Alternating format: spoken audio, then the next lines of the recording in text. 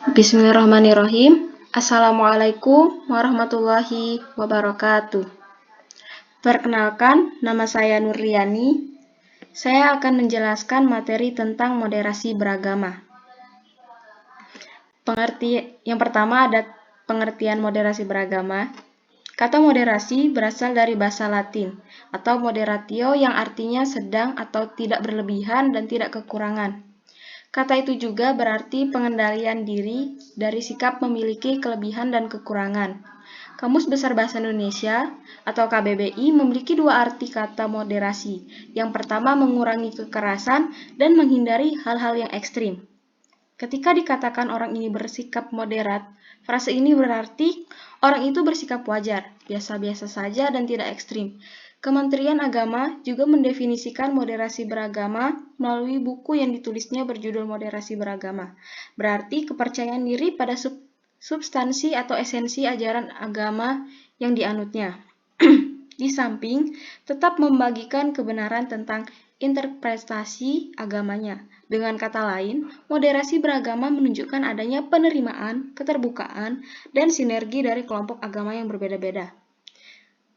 Dan juga kata moderasi dalam bahasa Arab yaitu al-wasatiyah. Secara bahasa, al-wasatiyah berasal dari kata wasat. Al-Asfani mendefinisikan wasat dengan sawaun, yaitu pertengahan antara dua batas atau dengan keadilan, tengah atau standar atau biasa-biasa saja. Wasatan juga berarti mencegah diri sendiri atau tidak berkompromi dan bahkan meninggalkan garis kebenarannya. Yang kedua ada prinsip-prinsip moderasi. Yang pertama ada prinsip universalitas. Pemahaman keagamaan seseorang harus mengacu pada prinsip universalitas Islam sebagai agama yang damai. Prinsip ini harus berangkat dari argumen bahwa Tuhan menciptakan agama seseorang harus mengacu pada prinsip universalitas Islam, banyak golongan dan pada masing-masing golongan diberikan utusan yang bertujuan untuk menciptakan kedamaian dengan berpedoman pada ajaran Tuhan yang universal. Untuk menerapkan prinsip ini, kelompok masyarakat harus mempunyai pengetahuan yang seluas-luasnya mengenai tema-tema yang berpotensi untuk disalahpahami atau dipahami secara sempit. Oleh sebab itu, manusia harus memiliki sikap keterbukaan dan sifat universalitas keilmuan tanpa dibatasi oleh sekat ideologi. Dalam konteks ini, masa kini yang perlu menjadi perhatian adalah yang pertama, bagaimana mengembangkan pola pikir yang terbuka atau open mind yang dapat menimbang, memilih, dan memilah berbagai entitas, realitas, dan gejala dalam dunia global saat ini. Yang kedua, bagaimana menumbuhkan kemampuan kritik diri atau self-kritik terhadap diri, tradisi, budaya, dan peradaban sendiri agar dapat mengukur dan menilai relevansi dan manfaatnya terhadap peradaban manusia pada masa sekarang dan masa depan tanpa kehilangan identitas. Dengan begitu, kita dapat memelihara yang lama, yang baik, dan mengambil yang baru, yang lebih baik. Yang kedua, prinsip integrasi. Prinsip ini merupakan yang menuntut adanya perpaduan dalam bidang keilmuan. Masyarakat mesti diberikan pengetahuan lebih mengenai pemahaman agama melalui perspektif keilmuan yang berbeda-beda. Prinsip keilmuan ini juga merupakan pembahasan yang dilakukan banyak tokoh agar pemahaman mengenai Islam dan Al-Quran tidak hanya bersifat normatif teologis, misalnya, yang dilakukan oleh Kunto Wijoyo dengan mencoba mewarnai keilmuan umum dengan ilmu-ilmu agama. Imam Suprayogo juga menawarkan pendekatan pohon ilmu yang mencoba menguatkan keilmuan-keilmuan Islam dengan keilmuan lainnya. Langkah ini juga diambil oleh Muhammad Amin Abdullah dengan pendekatan integrasi interkoneksi yang mencoba mengaitkan ilmu-ilmu keislaman dengan ilmu-ilmu umum lainnya.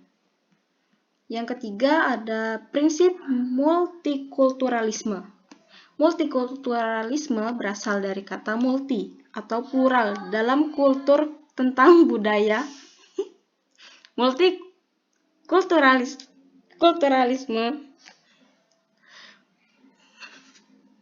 mengisyaratkan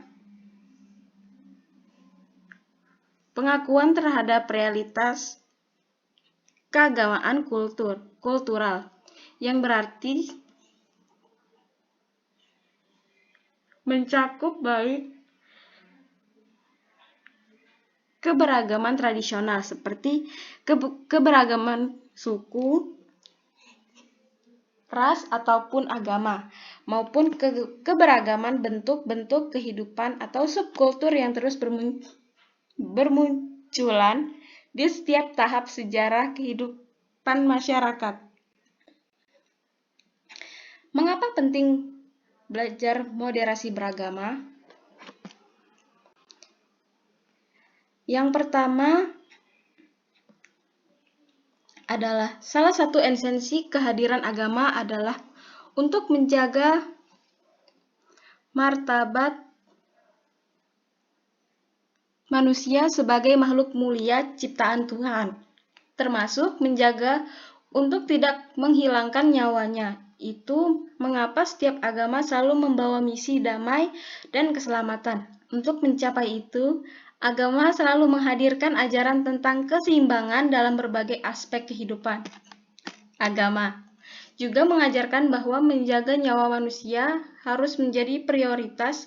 Menghilangkan satu nyawa sama artinya dengan menghilangkan nyawa keseluruhan umat manusia. Moderasi beragama menjunjung tinggi nilai kemanusiaan. Yang kedua ada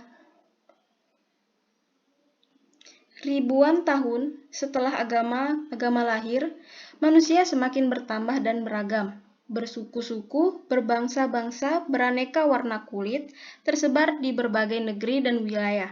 Seiring dengan perkembangan dan persebaran umat manusia, agama juga turut berkembang dan tersebar. Karya-karya ulama terdahulu yang ditulis dalam bahasa Arab tidak lagi memadai untuk mewadahi seluruh kompleksitas persoalan kemanusiaan.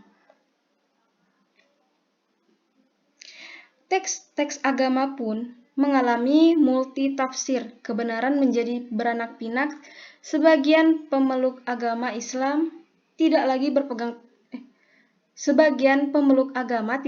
berpegang teguh pada esensi dan hakikat ajaran agamanya, melainkan bersikap fanatik pada tafsir kebenaran versi yang disukainya.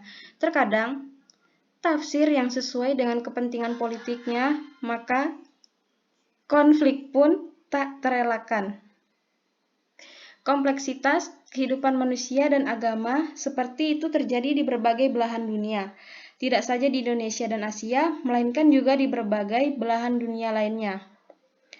Konteks ini yang menyebabkan pentingnya moderasi beragama agar peradaban manusia tidak musnah akibat konflik berlatar agama.